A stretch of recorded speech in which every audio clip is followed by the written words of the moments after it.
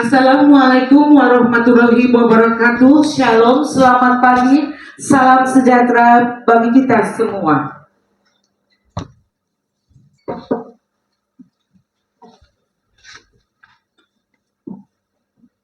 Dewan Penguji dan hadirin sekalian yang saya hormati,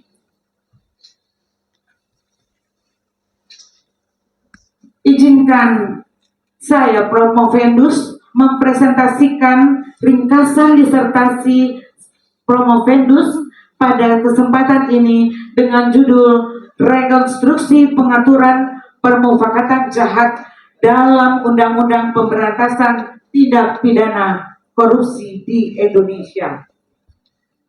Tema ini lahir dari keprihatinan saya terhadap sistem hukum pidana kita yang masih memiliki banyak celah dan dalam menangani kasus korupsi, terutama yang berkaitan dengan permufakatan jahat. Korupsi adalah ancaman serius bagi keberlangsungan suatu negara. Sejak lama korupsi telah merusak sendi-sendi pemerintahan dan kehidupan sosial masyarakat. Meski telah banyak upaya yang dilakukan, kenyataan menunjukkan bahwa pemberantasan korupsi masih jauh dari harapan. Indeks prestasi korupsi Indonesia yang masih stagnan menunjukkan bahwa masih terdapat kelemahan fundamental dalam sistem pemberantasan korupsi di negeri ini. Korupsi memiliki sifat yang kompleks dan sistemik, melibatkan berbagai pihak yang dilakukan dengan modus operandi yang semakin canggih. Salah satu bentuk korupsi yang sulit dibuktikan dalam permufakatan jahat, bentuk korupsi adalah permufakatan jahat. Permufakatan jahat kerap kali menjadi awal dari tindak pidana korupsi. Namun, kita ketahui regulasi yang ada belum cukup efektif untuk menjerat para pelaku di tahap permufakatan jahat. Dalam konteks hukum pidana korupsi, permufakatan jahat diatur di dalam pasal 15 Undang-Undang PTPK yang berbunyi setiap orang yang melakukan percobaan, pembantuan atau permufakatan jahat untuk melakukan tindak pidana korupsi dipidana dengan pidana yang sama sebagaimana dimaksud dalam pasal 2, pasal 3, pasal 5 sampai pasal 14. Pasal ini sejatinya telah mengatur tentang permufakatan jahat yang digabungkan dengan percobaan dan pembantuan. Namun sayangnya pasal ini tidak menjelaskan secara detail unsur-unsur yang harus dipenuhi untuk dapat dikategorikan sebagai permufakatan jahat. Akibatnya, implementasi pasal ini seringkali menimbulkan perbedaan tafsir yang mengarah pada ketidakpastian hukum. Dalam berbagai kasus pembuktian, unsur kesepakatan menjadi tantangan tersendiri dalam menegakkan hukum terkait permufakatan jahat. Pada tindak pidana korupsi misalnya, dalam kasus yang menyeret Syahrini Johan, hakim memutuskan bahwa kehadiran terdakwa dalam pertemuan tidak cukup untuk membuktikan adanya kesepakatan jahat. Sementara dalam kasus Joko Chandra dan Jaksa Pinangki, unsur kesepakatan dalam permufakatan jahat berhasil dibuktikan, walau action plan sama dengan pola yang terjadi pada kasus Syahrini Johan. Perbedaan hasil putusan dengan proses yang hampir sama ini menunjukkan bahwa regulasi yang ada masih belum memberikan ketegasan tentang batasan dan unsur-unsur dalam permufakatan jahat, sehingga menyulitkan penegakan hukum yang efektif dan korupsi. Dewan Penguji dan yang terpelajar yang saya hormati, korupsi telah menjadi tantangan besar bagi bangsa ini. Pemberantasannya tidak hanya membutuhkan keberanian dan ketegasan, tetapi juga kepastian hukum yang jelas dan adil. Oleh karena itu, rekonstruksi pengaturan permufakatan jahat dalam Undang-Undang Pemberantasan Tindak Pidana Korupsi menjadi langkah penting untuk meningkatkan efektivitas pemberantasan korupsi serta memastikan bahwa hukum ditegakkan dengan prinsip keadilan. Dewan Penguji dan juga hadirin yang saya hormati, dari latar belakang tersebut, maka muncul beberapa pertanyaan yang berkecamuk di dalam pikiran Promovendus. Yang pertama adalah pengaturan. Apakah pengaturan permufakatan jahat dalam tindak pidana korupsi di Indonesia sudah memadai? Yang kedua, bagaimana penerapan pembinaan terhadap permufakatan jahat pada perkara tindak pidana korupsi di Indonesia? Dan yang ketiga, bagaimana rekonstruksi pengaturan pemidanaan yang berkeadilan terhadap permufakatan jahat dalam tindak pidana korupsi. Dalam rangka menjawab pertanyaan-pertanyaan tersebut, Promovendus menggunakan teori-teori yang dibagi menjadi teori keadilan sebagai teori utama, yaitu grand theory, kemudian teori tujuan sebagai middle theory, dan teori kepastian hukum sebagai teori terapannya. Untuk teori keadilan, saya Promovendus fokus menggunakan jenis keadilan distributif. Menurut John Rawls, yang memiliki pengertian keadilan dinilai dari proporsionalitasnya atau kesebandingan berdasarkan jasa, peranan, dan kepentingan dan kecakapan tentunya. Dalam konteks permufakatan jahat dalam tindak pidana korupsi ini diperlukan dalam rangka menilai apakah realita pengaturannya sudah proporsional atau belum. Untuk teori tujuan pemidanaan, saya menggunakan teori relatif dalam mendudukan ulang tujuan dari adanya tindak pidana permufakatan jahat dalam sistem hukum pidana kita. Ini juga menjadi dasar bahwa kebijakan tindak pidana korupsi tidaklah hanya fokus terhadap pendekatan penindakan saja, namun juga dapat berorientasi pada pencegahan. Untuk teori kepastian hukum digunakan dalam membantu saya mengidentifikasi kekosongan hukum positif dengan mempertimbangkan sumber hukum yang lain seperti keputusan hakim dan lain sebagainya. Menurut Gustav Freiburg, tentunya juga menjadi dasar dari teori kepastian hukum ini.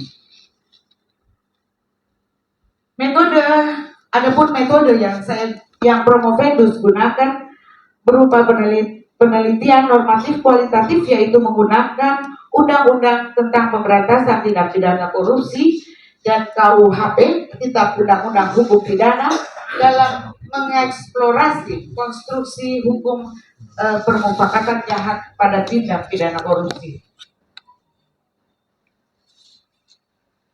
Penelitian ini juga menggunakan studi komparatif yang bertujuan untuk membandingkan pengaturan permufakatan jahat.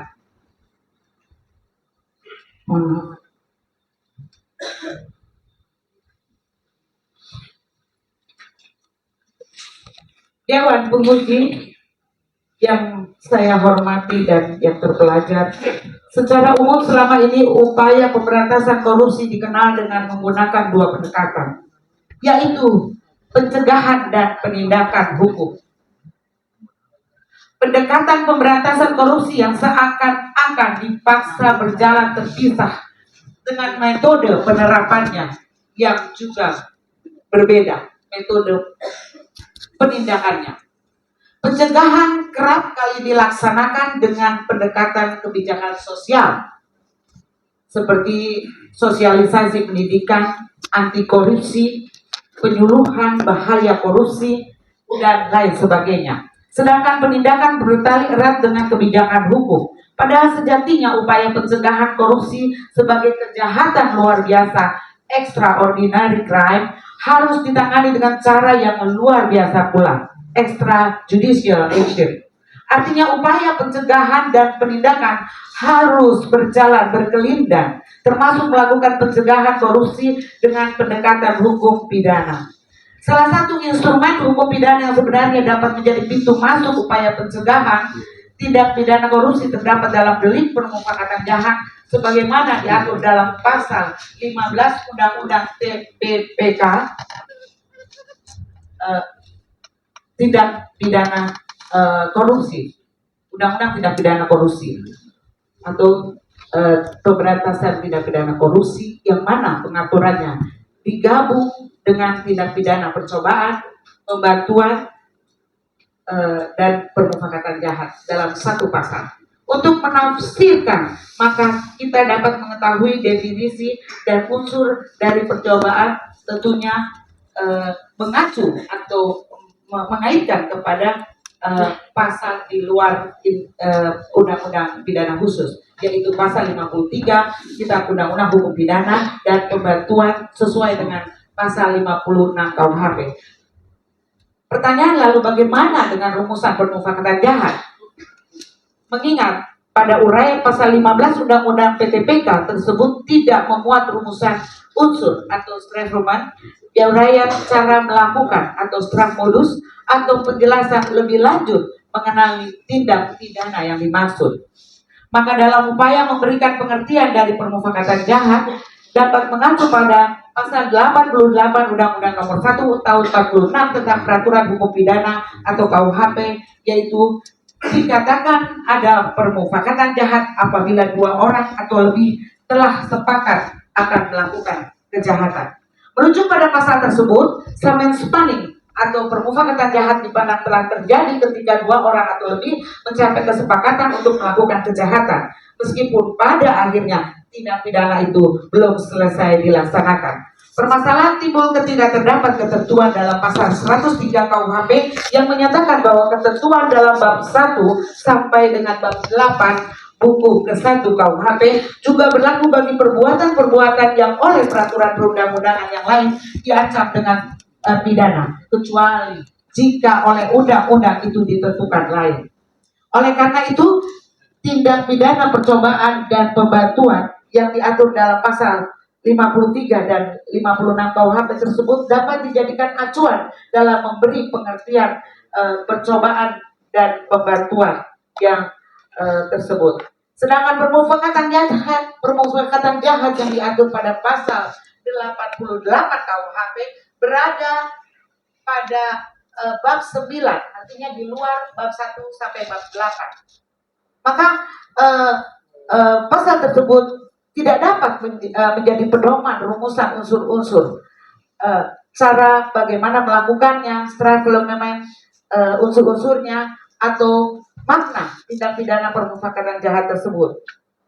Definisi atau pengertian yang masih belum jelas beserta pertanggungjawaban pada tindak pidana berdampak pada sulitnya pembuktian terhadap unsur-unsur tindak pidana permufakatan jahat. Unsur-unsur tindak pidana sebagaimana batasan yang dikemukakan Desimon untuk adanya perjanjian melakukan kejahatan haruslah di antara mereka telah terdapat kata sepakat atau dengan kata lain mereka yang memiliki niat yang sama. Namun doktrin hukum pidana yang berkembang selama ini menerangkan bahwa jika kesepakatan hanya diartikan sebagai niat saja atau mens rea, seseorang tidak dapat dipidana karena bertentangan dengan konsep dalam hukum pidana di mana harus terdapat kehendak dan perbuatan sebagai actus reus, baik dalam bentuk persiapan maupun permulaan pelaksanaan. Hakikatnya selama niat jahat itu masih terpendam begitu saja dengan alam batin seseorang, bagi sudut hukum pidana itu tidaklah bernilai. Sehingga dalam permufakatan jahat harus dapat dipahami bahwa bukanlah niat jahat atau mens rea yang menjadi dasar pemidanaan, tetapi perbuatan permufakatan jahat itu sendirilah yang berbentuk kesepakatan. Jika membedah mengenai unsur kesepakatan, konsep kesepakatan tersebut dibuktikan dengan adanya meeting of mind. Apabila diartikan demikian, maka permufakatan jahat tidaklah mengharuskan adanya persetujuan.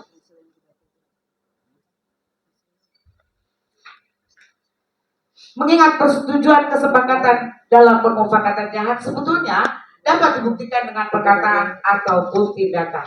Hal ini berarti dapat berbentuk adanya kesempatan baik bukti yang langsung dan yang tidak langsung.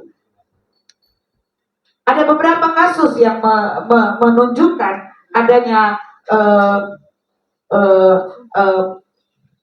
bukti-bukti yang diberikan oleh permufakatan jahat. Contohnya adalah kasus-kasus dalam prakteknya saya menemukan aparat penegak hukum juga melakukan putusan-putusan yang berbeda-beda dengan putusan lainnya. Baik, permufakatan jahat sebagaimana pasal 15 memberikan sanksi yang sama dengan pidana pokok. Hal ini diartikan bahwa hukuman permufakatan jahat sama sebagaimana pasal 2, pasal 3, pasal 5, pasal 14 Undang-Undang PTPK. Pengaturan permufakatan jahat itu yang digabung dengan percobaan dan pembatuan. Padahal secara prinsipil permufakatan jahat memiliki unsur yang berbeda dengan tindak pidana tersebut. Ini menjadi hal yang concern yang Promovendus tekankan adanya gabungan tindak pidana percobaan pembatuan di dalam satu pasal, yaitu pasal 15. Pasal 15 Undang-Undang PTPK belum dapat mencerminkan konsep hukum yang ideal. Konsep tersebut adalah lex scripta, lex stricta, lex serta. Perumusan yang tidak jelas atau terlalu rumit hanya akan memunculkan ketidakpastian hukum dan ketidakadilan. Untuk itu dibutuhkan rekonstruksi pasal 15 Undang-Undang PTPK, rekonstruksi yang dilakukan dengan cara memperbaharui pasal 15 Undang-Undang PTPK nanti menjadi paling banyak dengan sanksi hukuman 1/3 dari pidana pokok. Perubahan sanksi ini dipengaruhi oleh faktor tingkat kesalahan, mens rea, dampak perbuatan, dan karakteristik pelaku. Pembaharuan ini juga merupakan bentuk sanksi pidana yang berkeadilan. Permufakat 2 menit lagi. Baik. Dewan penguji dan hadirin dan Promovendus yang saya hormati, berdasarkan kesimpulan tersebut dapat ditarik beberapa rekomendasi dari saran sebagai berikut. Hendaknya konstruksi dan sanksi permufakatan jahat agar cukup memadai harus dilakukan perubahan sebagai berikut. Pasal 15A, setiap orang yang melakukan permufakatan jahat untuk melakukan tindak pidana korupsi dipidana dengan pidana 1/3 dari ancaman maksimum sebagaimana dimaksud pasal 2, pasal 3, pasal 5 sampai dengan pasal 14. Demikian presentasi ringkasan disertasi Promovendus. Sekian dan terima kasih. Baik, terima kasih Promovendus telah menyelesaikan pembacaan ringkasan disertasinya. Sekarang kita mulai dengan tanggung jawab dari para penguji. Masing-masing para penguji dikasih kesempatan 7 menit. Kepada peserta undangan boleh melakukan pertanyaan, tapi di dalam hati saja.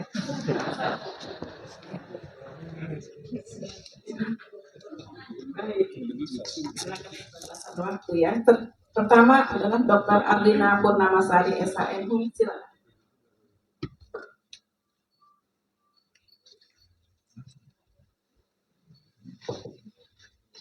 Baik, terima kasih. Yang saya hormati Ketua Sidang Profesor Dr. Angga Sipindor PhD SHMU, kemudian promotor dan kompromotor yang terhormat Profesor Dr. Jamin Ginting dan Profesor Dr. Elfrida Ratnawati, kemudian juga penguji lainnya yang saya hormati. Saudara kandidat dan Ibu Mary ya, saya hanya ada 2 pertanyaan ya untuk mengukuhkan naskah saudari. Ya. Yang pertama kita sama-sama memahami dan menyadari bahwa korupsi memang tindak pidana yang luar biasa itu. Sangat merugikan sekali bangsa dan negara ini. Oleh karena itulah di dalam naskah disertasi di halaman-halaman awal Ibu sudah menyatakan bahwa tindak pidana korupsi ini sebagai tindak pidana yang luar biasa atau extraordinary crime. Bagi para pemerhati hukum pidana tentunya sangat memahami bahwa statement tersebut itu perlu dijelaskan karena memang yang berkembang akhir-akhir ini para ahli itu terbagi menjadi dua, ya, ada yang pro dan kontra terhadap istilah tersebut. Walaupun itu bukan tentang permufakatan jahat, tapi penamaan istilah itu merupakan penting, hal yang penting sekali. Nah, mungkin dalam kesempatan yang baik ini, Ibu bisa menjelaskan kepada kami semua, sebetulnya termasuk kepada golongan yang mana atau kategori mana tindak pidana korupsi itu.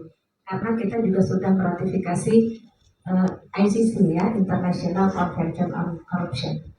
Itu yang pertama.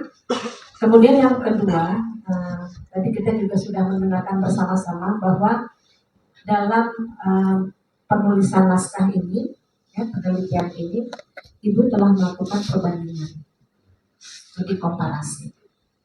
Dan menurut di naskah, negara yang diacu itu adalah Amerika Serikat. Nah, apakah Ibu bisa menjelaskan kepada kita semua manfaat apa sebetulnya yang bisa kita dapatkan ketika penelitian ini sudah melakukan studi komparasi dengan Amerika Serikat, khususnya tentang USC, ya, United States Codes, itu ada ditulis di situ. Terutama ketika Ibu menyatakan dalam Pak Ali yang terakhir bahwa pada hakikatnya ternyata hukum nasional Indonesia dan Amerika Serikat itu mirip-mirip begitu. Jadi kira-kira manfaat apa yang bisa kita petik bersama dalam rangka memperbaiki dan mengembangkan elemen-elemen of crime dari tindak pidana korupsi. Terima kasih, Ibu.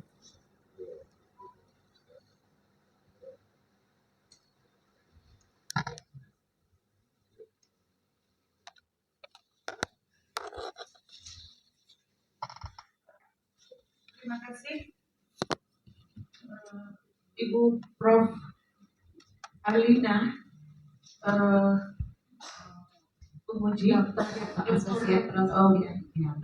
Alvina, pengujian. Saya hormati, terima kasih untuk pertanyaannya.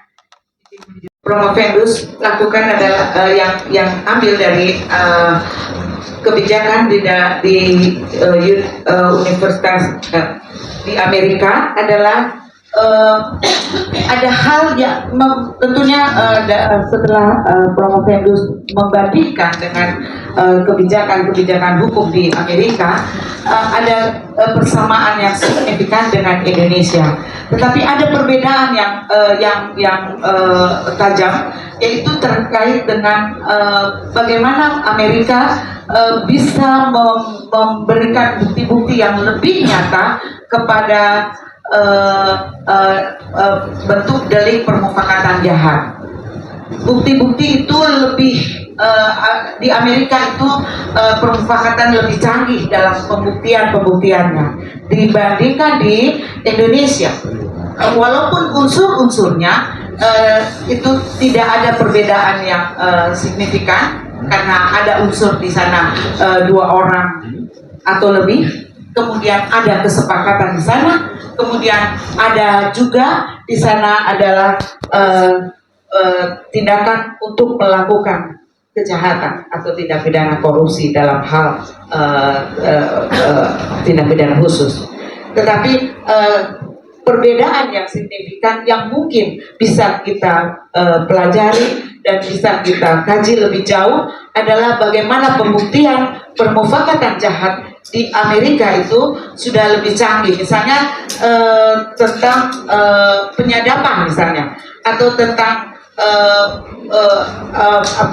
hal-hal yang elektronik sejauh berhubungan dengan hal-hal yang media sosial misalnya, itu Amerika itu sudah memberikan pengharapan yang lebih jelas dan memberikan sesuatu yang lebih baik untuk pembuktian terhadap permufakatan jahat.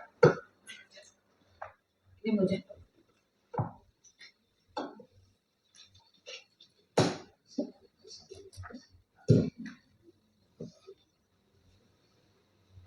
Demikian jawaban dari Pak Movendus. Terima kasih Ibu Dr. Areli. Baik. Bang Fedus, tenang, ya, jangan grogi, supaya bisa menjawab pertanyaannya. Silakan Ibu Dr. Sribanti Yunani.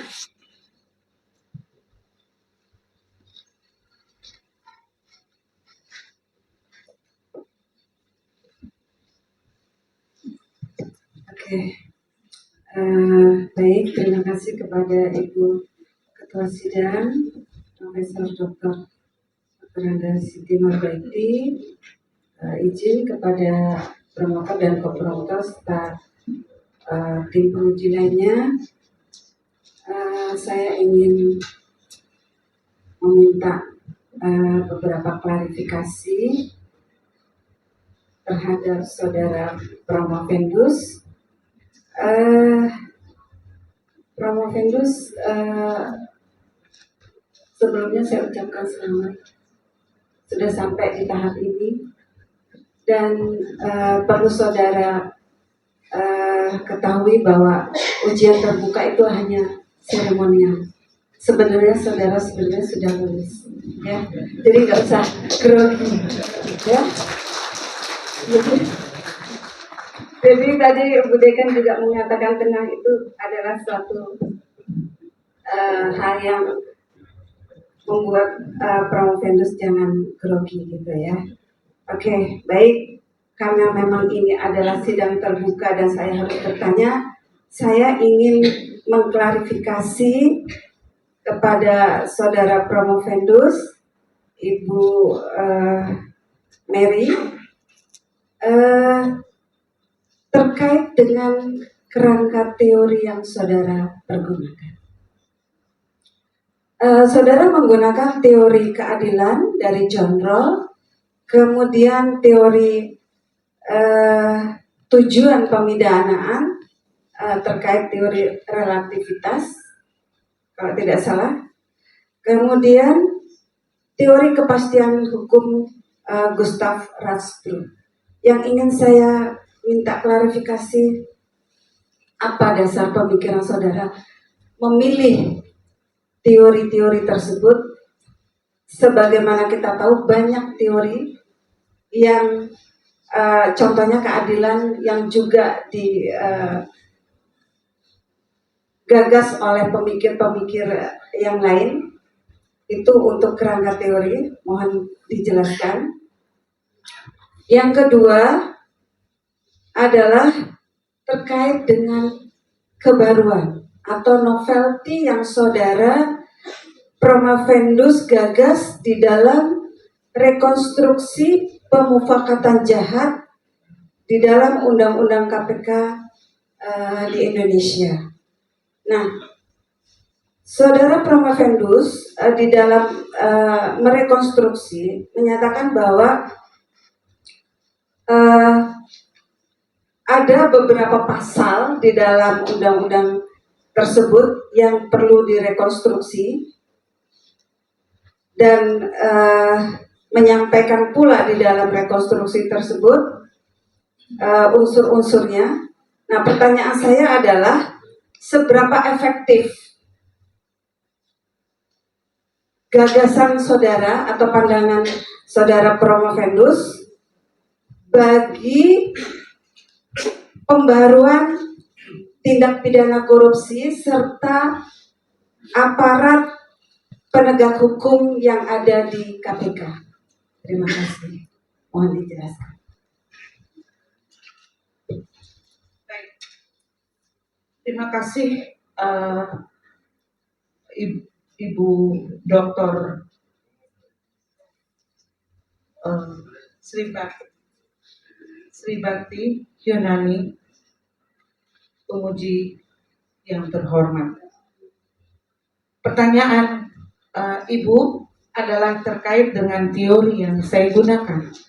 Berangkat dari sebuah teori adalah teori yang saya gunakan adalah teori keadilan sebagai grand teori, kemudian sebagai middle teori itu saya gunakan adalah teori pertanggungjawaban pidana, dan kemudian Ibu menitik beratkan kepada teori keadilan tadi. Nah, izin menjawab, Prof. Yang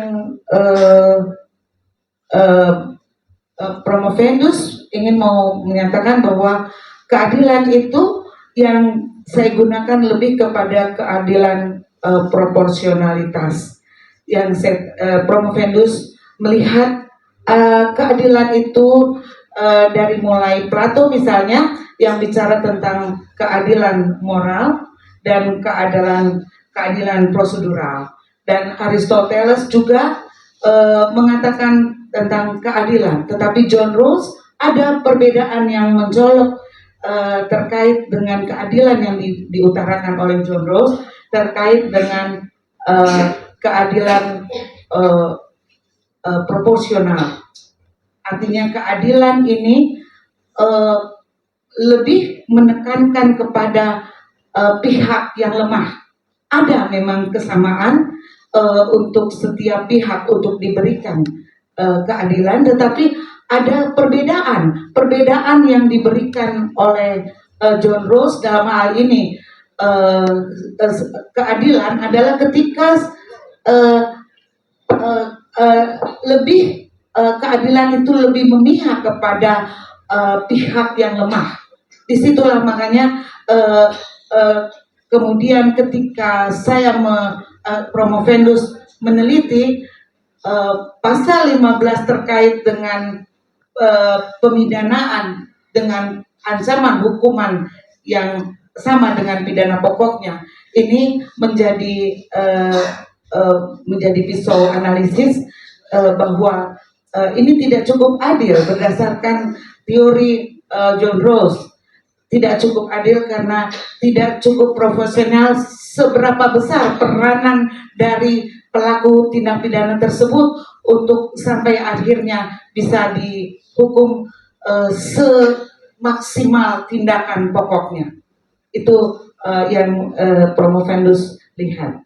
Jadi keadilan distributif di sini tentunya merupakan keadilan yang penting untuk menjadi acuan, menjadi dasar dari novatis atau pembaharuan terhadap pasal 15 yang menjadi fokus disertasi ini. Kemudian seberapa efektif bagaimana kebaharuan. Nah, tadi saya sudah sekaligus menjawab kebaharuannya adalah bagaimana pasal 15 ini dipecah. Tidak cukup pasal 15 itu, tetapi ditambahkan pasal yang baru. Kebaharuannya di sana. Ada rekonstruksi pasal 15 menjadi pasal 15A, yaitu setiap orang yang melakukan permufakatan jahat untuk melakukan tindak pidana korupsi dipidana dengan pidana sepertiga dari ancaman maksimal sebagaimana dimaksud pasal 2, pasal 3, pasal 5 dan sampai 14. Kemudian pertanyaan berikut. Saya pikir sudah. Terima kasih. Terima kasih. Dan baik, kita lanjut dengan Dr. Maria Silvia Ewangga SHM.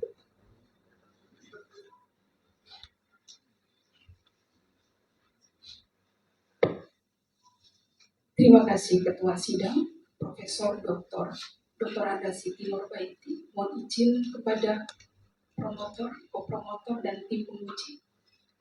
Selamat untuk Promovenda ya. Saya mengajukan pertanyaan sebetulnya meminta klarifikasi dari Promovenda berkaitan dengan pernyataan Promovenda dalam disertasi yang menyatakan bahwa permufakatan jahat bisa dijerat dengan adanya kesepakatan 2 orang atau lebih yang kemudian diikuti juga dengan pemikiran bahwa hal ini memiliki kesamaan dengan pasal 55 KUHP. Sebagaimana kita ketahui, pasal 55 KUHP itu dikenal dengan penyertaan dan penyertaan dalam doktrin hukum pidana itu ada medplagen, downplagen, medplagen, dan withholding. Nah, dalam bentuk yang manakah Promovenda menempatkan kesamaan ini? Jika Promovenda menempatkan dalam bentuk medplagen turut serta, itu perlu adanya kesepakatan atau yang namanya kerjasama. 2 syaratnya, kerjasama sadar atau mens rea secara sadar, dan juga kerjasama fisik atau actus reus. Mohon penjelasan dari Promovenda. Terima kasih. Terima kasih. Terima kasih Dr. Maria Silvi. Bicara tentang permufakatan jahat, sesungguhnya kita jelas ada 2 orang atau lebih sepakat untuk melakukan tindak pidana. Jika dihubungkan dengan delneming atau penyertaan atau pasal 55 yang Ibu Dr. Maria sampaikan, maka kita bisa lihat karakteristik tindak pidana tersebut. Permufakatan jahat terlihat jelas karakteristiknya, dia merupakan satu meeting of mind, terjadi meeting of mind di sana. Menjadi persoalan kapan mens reanya terjadi, kapan actus reus itu terjadi. Sementara mungkin betul Prof. Ibu Dr. Maria, saya setuju bahwa ketika bicara tentang permufakatan jahat, apakah ini sebenarnya sudah mencakup delneming, sudah mencakup penyertaan? Karena di sana ada, kalau dalam penyertaan ada di sana medplagen, ada plagen, ada downplagen, dan withholding. Nah, saya Promovendus sempat mencari dalam penelitian Promovendus, apakah ini sudah bisa sebenarnya dijerat dengan delneming. Nah, menjadi pertanyaan seperti itu. Ternyata setelah Promovendus teliti lebih jauh dari sejarah, misalnya dari sejarah permufakatan jahat itu sendiri di pas Undang-Undang Nomor 3 tahun 71, itu Promovendus melihat bahwa ada kata persiapan dalam penjelasannya, ada kata persiapan dari penelitian di Undang-Undang Nomor 3 tahun 71 tentang tindak pidana korupsi. Itu ada kata persiapan itu mengetuk pikiran Promovendus bahwa ternyata unsur-unsur permufakatan jahat tidak bisa disamakan dengan delneming karena dia masih dalam tahap persiapan. Berbeda dengan delik percobaan misalnya. Kalau delik percobaan, unsur-unsurnya adalah adanya niat, ada mens rea, ada juga permulaan pelaksanaan, dan tindakan tersebut tidak terjadi bukan oleh karena kehendaknya sendiri. Percobaan itu satu tingkat di atas delik permufakatan jahat. Kalau delik permufakatan jahat, Promovendus melihat itu masih pada tahap persiapan. Nah, inilah yang menjadi debatable dalam di tataran akademisi, juga sampai sejauh mana bentuk kesepakatan itu, sejauh mana mens reanya, sejauh mana actus reusnya, sehingga seorang pelaku tindak pidana permufakatan jahat dapat dipidana. Dan kemudian sebagaimana tadi Ibu Dokter terima kasih, itu juga menjadi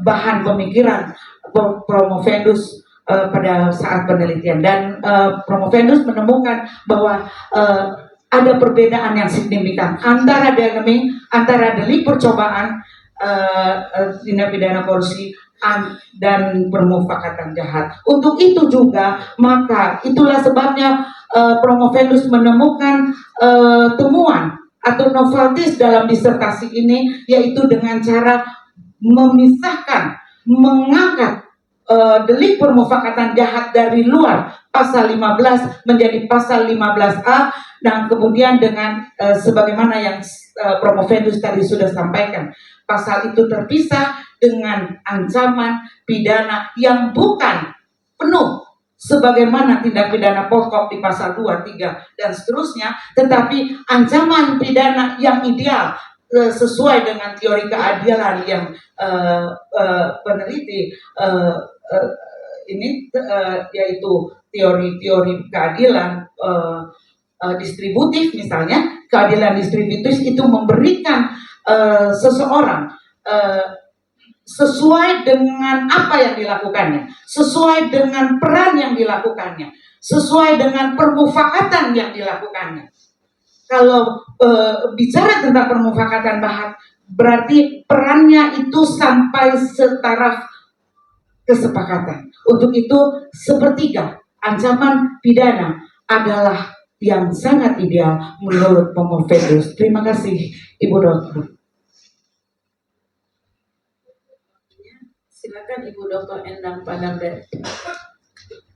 Terima kasih yang terhormat Ketua Sidang Profesor Siti Nurbaiti. Kemudian juga mohon izin kepada promotor Prof. Frida dan juga co-promotor Prof. Yamin Ginting, Bu Mary sebagai Promovenda. Tentu saya mengucapkan selamat ya, karena kerja keras Ibu, nah maka hari ini Promovenda bisa berdiri di hadapan hadirin yang sempat hadir pada ujian hari ini. Dari tadi saya mendengarkan terus ya, memang fokusnya adalah pada permufakatan jahat. Tetapi disertasi ini menunjukkan adanya relasi antara permufakatan jahat itu dengan tindak pidana korupsi.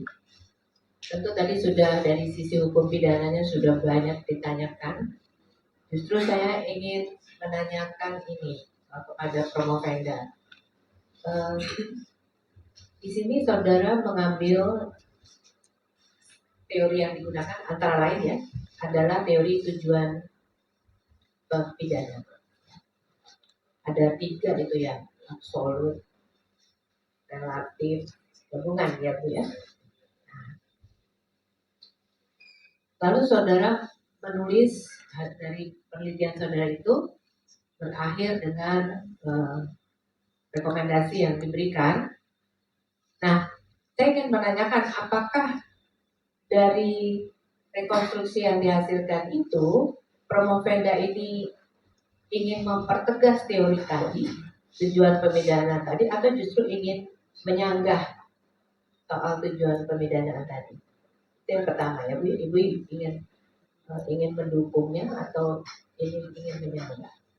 Yang kedua adalah kalau di akhir disertasi ini Promovenda menyatakan bahwa sanksi pidana untuk permufakatan jahat itu sepertiga, ya.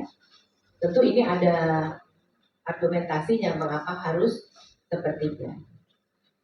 Lalu dikembangkan juga pasal 15 yang lama itu tidak adil. Tadi disebut bahwa Promovenda menarik atau menganalisis dari keadilan distributif.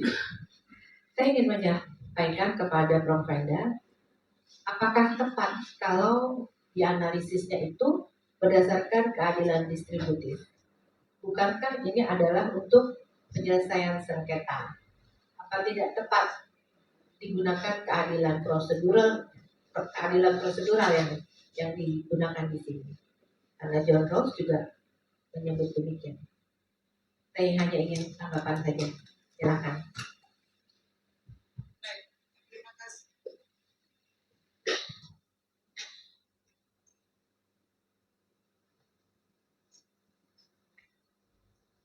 Terima kasih, Ibu Dr. Endang. Tadi pertanyaannya adalah apa dasarnya Prof. Venus memberikan Novartis sepertiga ancaman hukumannya untuk permufakatan jahat. Ada 3 hal yang Prof. Venus lihat, yang pertama adalah terkait tingkat kesalahan atau mens rea dari pelaku tindak pidana permufakatan jahat. Itu yang kedua adalah bagaimana dampak perbuatan dari pelaku atau tindakan yang dilakukan oleh pelaku tindak pidana permufakatan jahat. Dan yang ketiga adalah karakteristik pelaku tersebut. Nah, dari mens rea-nya saja kelihatan, saya kasih contoh lah, misalnya ada 3 orang dalam satu ruangan, kemudian mereka bersepakat untuk melakukan markup satu kebijakan yang markup keuangan sehingga memungkinkan mereka mendapatkan keuntungan dari keuntungan pribadi maupun keuntungan orang lain mungkin. Nah, tetapi ada satu orang yang hanya mendengar saja lalu tidak melakukan apa-apa, tetapi dia juga tidak melakukan sesuatu yang signifikan untuk mencegah terjadinya satu perbuatan tindak pidana korupsi, maka kemudian tentunya mens rea-nya atau tingkat mens rea-nya tentunya sudah berbeda. Nah, jadi walaupun dia punya niat untuk menyelesaikan tindak pidana tersebut, tetapi dia tidak melakukan tindakan yang begitu jauh sehingga menimbulkan kerugian negara misalnya. Nah, kemudian dampak perbuatan, bagaimana dampaknya? Ada dampak perbuatan seseorang itu kerugian jiwa, nyawa, atau mungkin kerugian materi, atau kerugian ketertiban dan keamanan misalnya. Nah, kerugian tersebut itu menjadi pertimbangan dalam menentukan hukuman seseorang menjadi sepertiga. Promovendus melihat ini karena memang dampak perbuatannya belum sampai kepada melakukan dengan dampak perbuatannya itu tidak sampai kepada bagaimana merugikan keuangan negara, tetapi lebih kepada dampaknya dia sampai kepada permufakatan jahat. Walaupun kemudian mungkin beberapa temannya yang menjadi teman dalam permufakatan jahat itu tiba di dalam perbuatan yang selesai, perbuatan tindak pidana tersebut. Kemudian adalah karakteristik pelaku. Misalnya seorang pelaku yang dia residivis misalnya, itu menjadi pertimbangan apakah seseorang itu layak untuk dihukum sebagaimana yang ditentukan di dalam perundang-undangan. Demikian.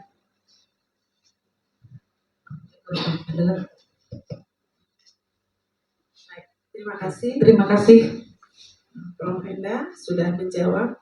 Sekarang izin saya promotor Prof. Ida, Prof. Jamin Ginting dan para penguji Ibu Silvi, Ibu Endang, Ibu Alina dan Ibu Sri. Jadi intinya memang tadi permufakatan jahat. Cuma ini, apakah rekonstruksi yang ingin dibuat sebagai suatu novelty tadi salah satunya adalah memasukkan permufakatan jahat, unsur-unsur permufakatan jahat. Ya. Apakah unsur-unsur permufakatan jahat itu termasuk yang akan direkonstruksi berdasarkan pasal 15 Undang-Undang Korupsi? Itu dulu. Silakan. Terima kasih, Prof. Siti. Di dalam pasal 15 rekonstruksi yang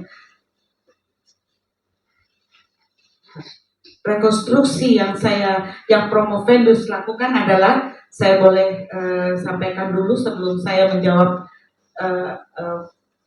Prof tadi, yaitu pasal 15A, setiap orang yang melakukan permufakatan jahat untuk melakukan tindak pidana korupsi dipidana dengan pidana sepertiga dari ancaman maksimum sebagaimana dimaksud pasal 2, 3, pasal 5 sampai dengan pasal 4.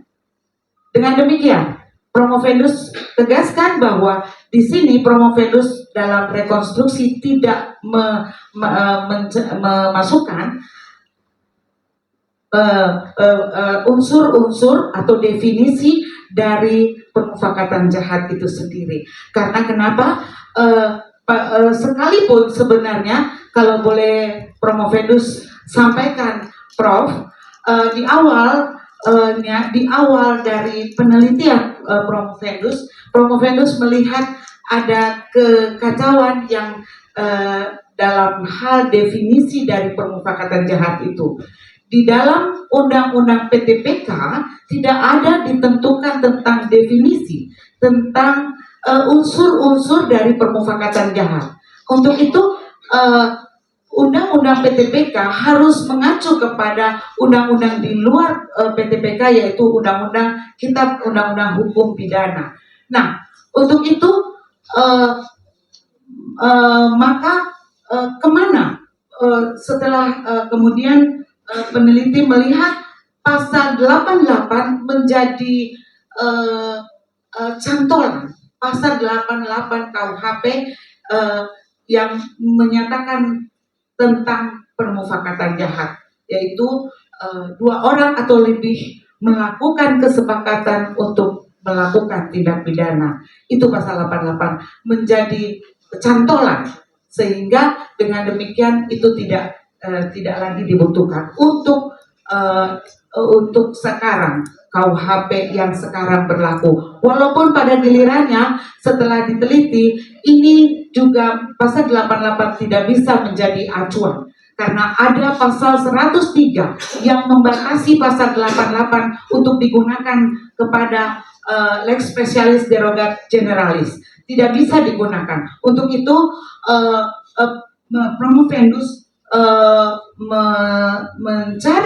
terus mencari di mana letak unsur-unsur atau definisi atau pengertian dari permufakatan jahat, dan Promovendus menemukannya di pasal 13 KUHP tahun 2023. Nah, menjadi pertanyaan, apakah pasal 15 ini kemudian bisa menjadi lex specialis derogat generalisnya KUHP 2023? Ternyata ada pasal 612 yang memungkinkan pasal permufakatan jahat dalam pasal 15 ini diberlakukan. Inilah yang menenangkan Promovendus, sehingga Promovendus merasa tidak perlu lagi, Prof, untuk membuat rekonstruksi terhadap definisi permufakatan jahat, tetapi lebih kepada pemidanaannya, lebih kepada ancaman pidana yang tidak adil sama sekali untuk seorang yang melakukan tindak pidana sampai sebatas permufakatan jahat. Memang betul, Promovendus setuju adanya pemberantasan korupsi harus betul-betul betul-betul dilakukan dengan semaksimal mungkin. Tetapi bukan berarti kita melacurkan diri untuk membiarkan ketidakadilan berjalan di sebagaimana di dalam pasal 15 yang menyatakan bahwa hukuman bagi ancaman permufakatan jahat ini diancam dengan hukuman pidana pokok.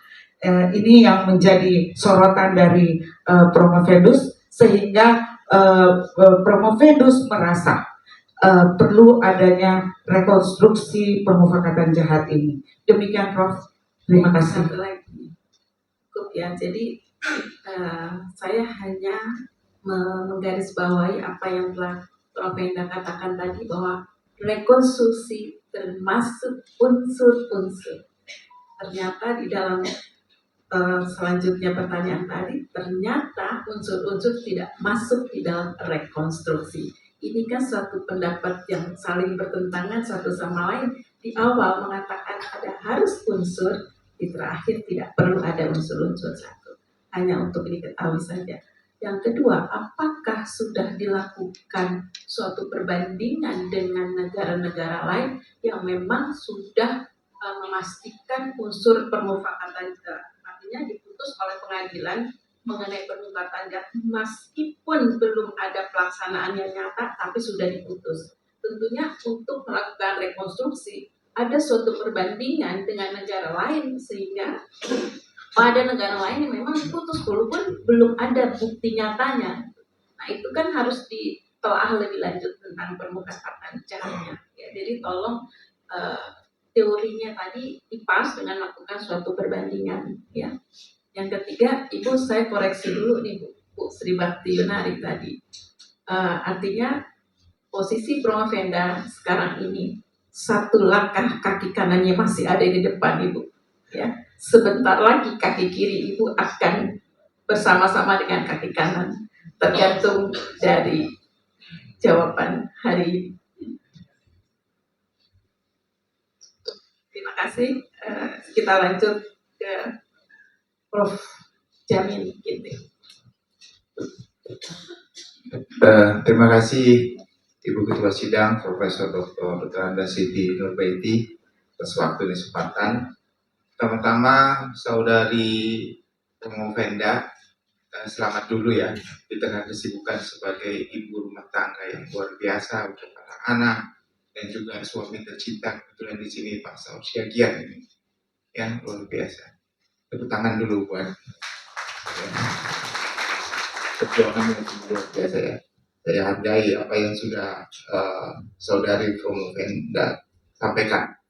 Kenapa saya panggil Saudari Promovenda, bukan Promovendus? Karena bahasa Latin itu kalau pakai us itu maskulin artinya. Maskulin itu artinya laki-laki.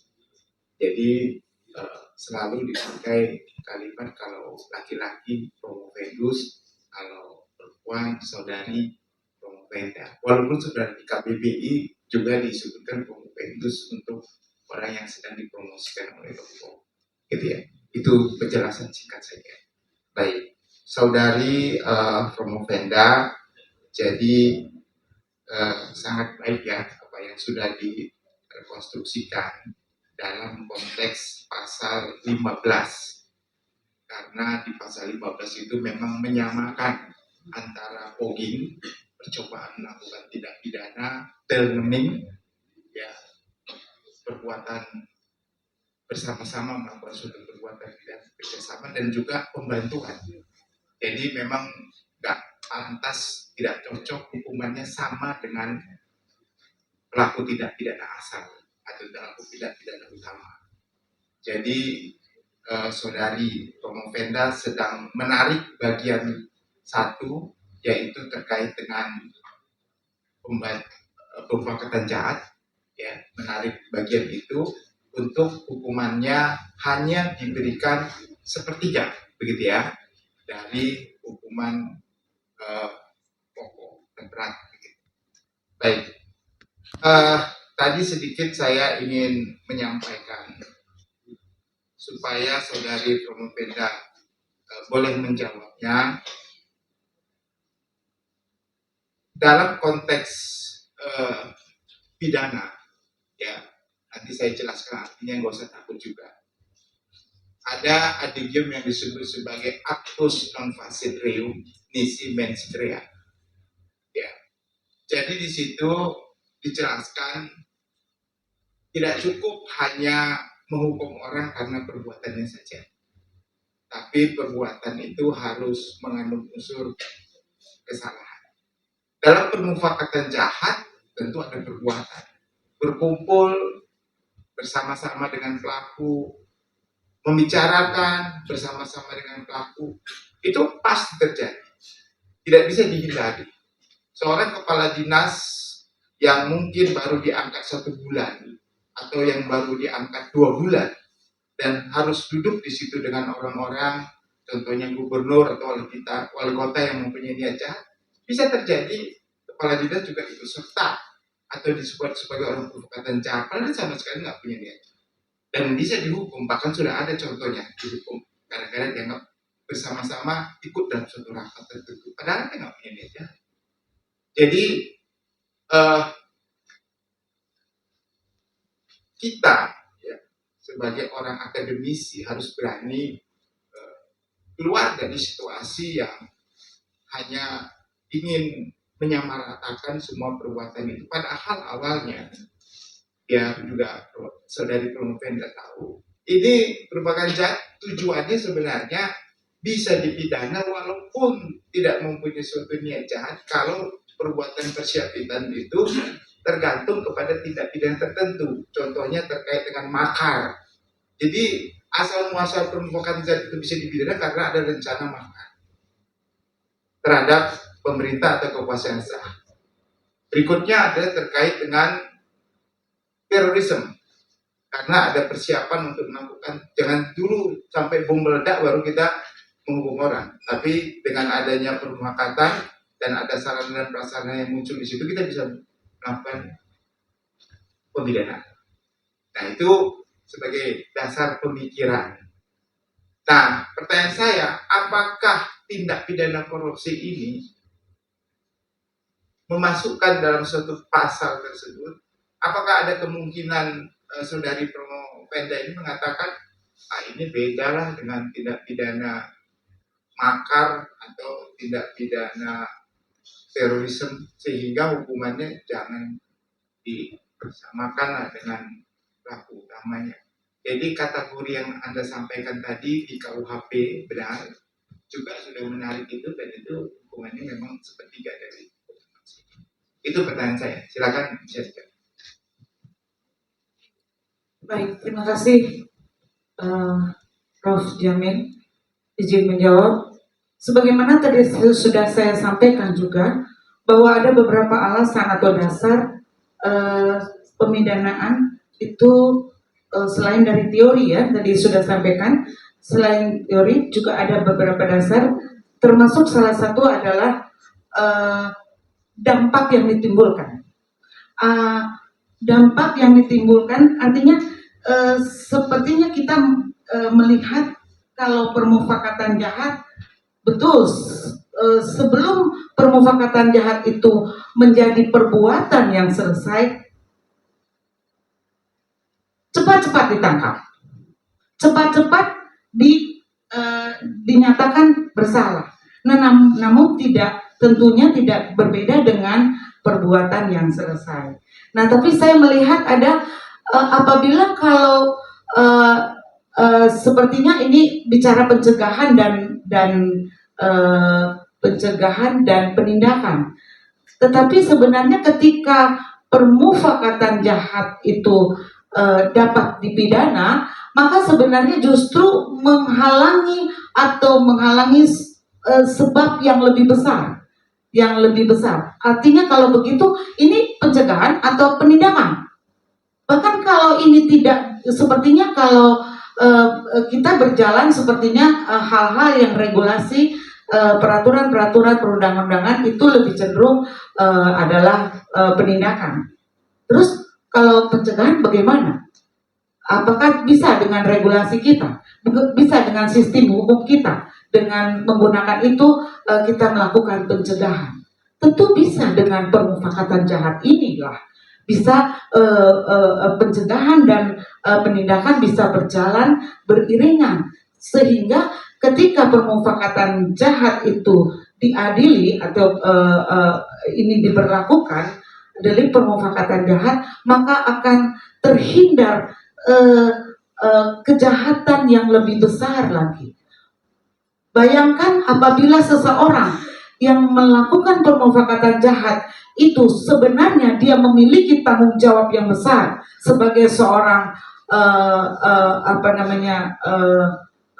pejabat negara misalnya, tanggung jawab yang begitu besar, dan ketika dia sudah sampai pada tindak pidana korupsi yang merugikan keuangan negara dan berdampak signifikan bagi perekonomian bangsa, maka akan lebih dahsyat nanti dampaknya. Untuk itu, tidakkah ini merupakan pencegahan juga, Prof? Pencegahan kalau kita berikan ini hukuman yang seminimal mungkin. Dengan jadi saya setuju sekali.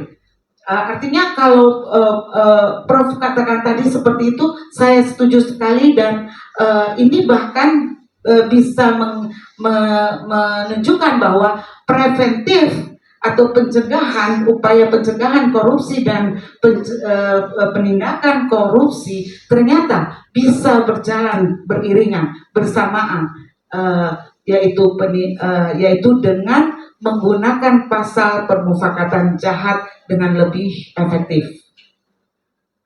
Terima kasih, Pak.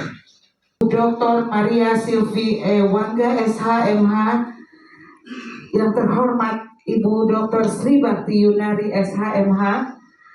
Yang terhormat Dr. Erlina Permanasari, SH.MHum. Yang seluruhnya Dewan Penguji yang saya banggakan. Terima kasih, puji Tuhan, juga kepada seluruh hadirin yang saya hormati dan yang berbahagia. Terima kasih kepada Tuhan kalau pada saat ini saya boleh berdiri di sini oleh karena kasih Tuhan, anugerah Tuhan, berkat Tuhan kepada saya. Dan oleh karena semua para penguji yang memberikan saya masukan-masukan yang berharga setiap sidang. Ada 6 sidang yang terus saya ikuti, dan banyak hal yang menjadi masukan-masukan para penguji. Dan kalau saya boleh berdiri di sini, itu karena Bapak, Ibu, saudara-saudara sekalian. Dan terima kasih kepada para Dewan Penguji dan seluruh dosen yang sudah memberikan masukannya sehingga disertasi saya bisa selesai. Khususnya kepada promotor dan kopromotor saya yang sudah mengarahkan saya di sepanjang perjalanan selama 4 tahun saya mengikuti studi doktoral ini, dan selama disertasi profesor yang banyak membimbing dan mengarahkan saya. Terima kasih, Prof, untuk semua kontribusinya. Terima kasih juga untuk para hadirin yang hadir di sini, yang meluangkan waktunya yang luar biasa. Tentunya ada banyak pengorbanan yang kalau Bapak dan Ibu boleh sampai di sini. Terima kasih banyak. Saya tidak bisa menyebutkan satu persatu, tetapi biarlah kalaupun saya boleh meraih gelar doktor pada saat ini, doakan saya untuk mengaplikasikannya menjadi sesuatu yang berguna, bukan saja bagi bagi keluarga, bagi masyarakat, dan bagi bangsa ini. Terima kasih yang sebesar-besarnya saya yang kepada keluarga saya, khususnya yang tercinta suami saya, Bang Sawar Siagian. Terima kasih banyak, tapi terima kasih dukungannya yang selalu cerewet. Mang, ayo dong, pegang lagi, ayo gitu. Kadang lagi turun semangatnya, Papi terus mengingatkan Mami. Terima kasih Papi. Juga anak-anakku di sini ada Bunga putriku dengan Dokter Wawan mantuku. Terima kasih perhatian kalian yang selalu menyemangati Mami. Juga di sini ada Paulus Renhat Maruli, anakku yang ketiga, yang masih jomblo sih sebenarnya, tapi ganteng lah. Dan itu dia menyemangati dan terus mengingatkan saya untuk terus semangat Mami. Walaupun Mami umurnya 60, oke lah, tapi ayo Mami tetap semangat. Nah, pada yang satu lagi bilang kebetulan dia tinggal di Amerika, dia LLM juga dari kami adalah keluarga hukum, satu dari Belanda, Tilburg, dari Bunga Mesa Rauli Siagian yang kemudian menikah dengan Dokter Wawan, itu dari hukum juga Ibu, di Tilburg, dari Tilburg. Dan yang kedua dari hukum juga, dia ngambil bidang hukum dan S2-nya dari M-nya dari Amerika, apa itu universitasnya lupa, LSU. Kemudian yang ketiga juga hukum. Saya nggak tahu ini Bang Saur yang mendoktrin kami kali ya. Dia adalah presiden BEM di Undip. Nah, dan dia juga fakultas hukum. Mungkin ini sudah jalan Tuhan ya, kami ini semua di wilayah hukum. Terima kasih untuk anak-anakku, terima kasih keluargaku semuanya. Tak lupa juga asistenku yang terus mendampingiku, Febri. Terima kasih Nak. Kemudian akhir kata saya ucapkan terima kasih. Wassalamualaikum warahmatullahi wabarakatuh. Saya mengucapkan terima kasih. Assalamualaikum warahmatullahi wabarakatuh. Shalom.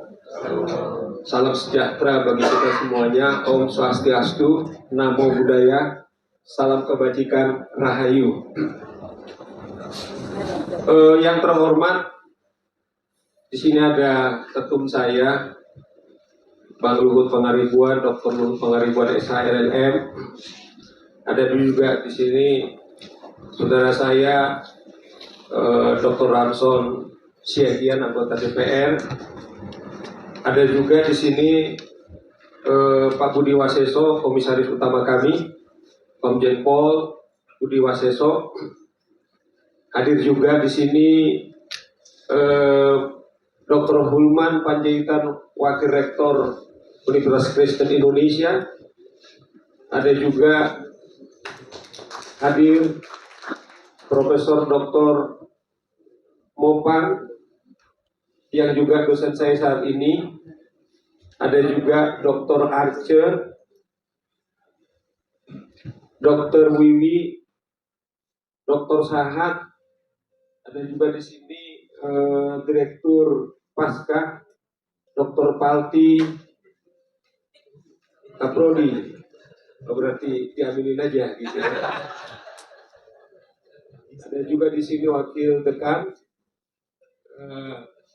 Dokter, saya ingat marganya Dr.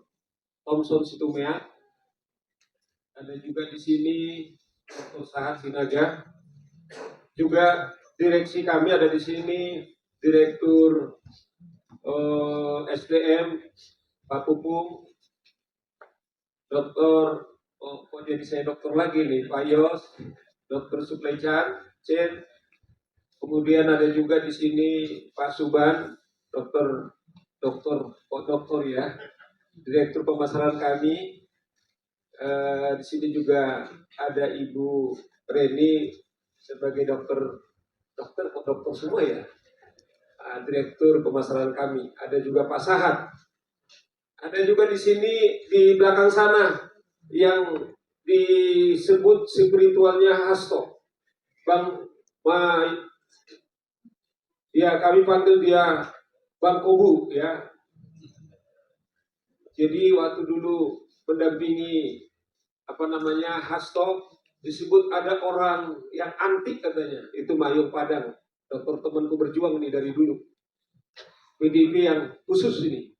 Dia nggak takut datang kepada saya hari ini, sekalipun saya mungkin berseberangan soal kasus si Hasto. Ada juga Dr. Ricardo Simanjuntak, ada juga bendung kami, juga ada juga di sini ada Dr. Edino, adik saya juga ada di sini, Binsar Syagian, Abang Maralus, Abang Gilbert, juga ada Dr. Spasi. Nah yang khusus di sini juga ada Pak RW saya ini, Pak Kismo.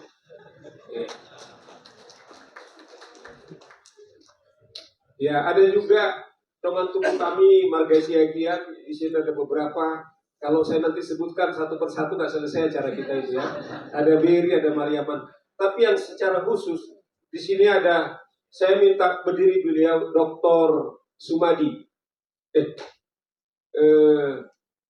Dr. Subani, ya, minta maaf. Subani, bisa Pak Subani berdiri Pak. Nah, kenapa? Ya saya sebutkan, silakan duduk kembali Pak. Bapak Ibu sekalian, terus terang, awalnya ini sungguhnya Ibu Mary ini hanya membuat acara kepada keluarga dan teman-temannya di UKI. Tapi terus terang saya teringat atas 3 hal.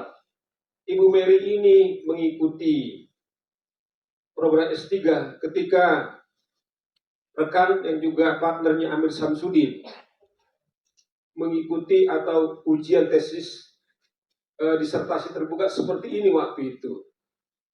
Dan saya bilang sama Bu Mary, Ma, kita juga berhutang. Kalaupun kamu berani mengambil doktor waktu itu karena kita ikut diundang oleh beliau. Dan yang kedua, kawan-kawan sekalian atau Bapak Ibu sekalian, hari ini Ibu Mary itu berulang tahun. Dan yang ketiga, karena kami mungkin tidak akan merayakan, inilah kesempatannya kami untuk mengucapkan terima kasih kepada Bapak Ibu semuanya sekalian. Memang seperti dibilang oleh Bu Mary, karena ini sudah 4 tahun, sering dia sebenarnya sudah hampir menyerah. Mungkin itu juga yang sering dialami dari 20 berapa temennya, dari 20 orang, sampai saat ini yang baru bisa menyelesaikan itu adalah 4 orang. Mungkin seperti beliau. Nah, dasar itulah Bapak, Ibu, saudara-saudara, kami minta maaf. Tadi saya dihubungi oleh Menkumham, dia sudah janji Menteri Hukum, dia sudah janji datang, tapi karena mendadak. Begitu juga Menteri Hak Asasi Manusia juga dia berjanji dia akan datang, tapi mendadak beliau ada tamu dari Menteri dalam negeri Malaysia yang mengurusi 5 warga kita yang ditembak, dan begitu juga Ketua Mahkamah Konstitusi karena mereka mengambil putusan hari ini sidang sehingga dia tidak bisa sempat hadir. Bapak Ibu sekalian, banyak juga beberapa teman-teman kami seperjuangan, termasuk Bang Amir Samsudin, teman-teman yang lain termasuk Bang Kobu jangan takut, Bang Mahdin Ismail juga mengirimkan kembangnya juga. Itu adalah terus terang Bapak Ibu sekalian, kami hanya memikirkan ini seminggu. Dan kalaupun kami mengirim undangan hanya bentuk WA, dan kami memang tidak mencetak dalam bentuk fisik, karena memang tidak terpikirkan tadinya kami membuat acara ini. Namun karena saya ingat dulu bahwa kami betul-betul harus berterima kasih kepada Trisakti. Setelah kami record, Trisakti adalah salah satu sekolah hukum terbaik. Saya baca di hukum online, dia adalah nomor 3 yang terbaik menurut hukum online dalam penyerapan tenaga kerja. Dan itu juga mengucapkan terima kasih kami sesungguhnya kepada lembaga ini, kepada universitas ini. Nah, Bapak Ibu sekalian, kalaupun ada kurang lebih dalam penyampaian kami, seperti saya katakan tadinya, kami tidak membuat acara secara khusus seperti ini, dan kesempatan ini kami minta maaf sebesarnya. Dan saya juga di sini ada tetangga saya, baru saya ingat ini, Mayor Jenderal, Ayunani. Jadi depan saya kami tiap hari sama dia main golf di depan rumah saya nyapu-nyapu. Jadi karena saya nggak bisa main golf gitu loh. Jadi inilah kawan-kawan sekalian, ada juga di sana Urek, UIET dan lain-lain yang bisa datang. Ada juga komisioner, baru saya lihat komisioner Komnas HAM di belakang sana, Pak Saurli Siagin, ketepatan satu marga dengan saya. Nah sekali lagi Bapak Ibu sekalian, kami mengucapkan terima kasih sebesar-besarnya. Kalau bahasa Batak, 10 jari-jari, 11 kepala, itulah mewujudkan sesungguhnya bagaimana rasa hormat kami kepada Bapak Ibu. Semoga kebaikan dan juga pengorbanan dan juga sekaligus perhatian daripada Bapak Ibu, Tuhan memberkati semua kebaikannya. Sekali lagi, atas nama keluarga, atas nama Dr. Mary Sibarani, sekali lagi kami mengucapkan terima kasih. Semoga apa ilmu yang didapatkan itu betul-betul bisa berkontribusi sedikit banyaknya bagaimana penegakan hukum, begitu juga bagaimana supaya korupsi ini, yang pemberantasan korupsi. Saya tidak berterima kasih kepada Lakso ini, Ketua IM 57. IM 57 boleh berdiri dulu. IM 57 ini adalah korban dulu yang 57 pegawai KPK yang proses yang terjadi pergolakan di sana. Oh iya, pimpinan KPK juga sesungguhnya karena mereka pergi ke Magelang sehingga hari ini tidak bisa ikut bersama dengan kita. Terima kasih sekali lagi, terima kasih. Tuhan memberkati kita semua.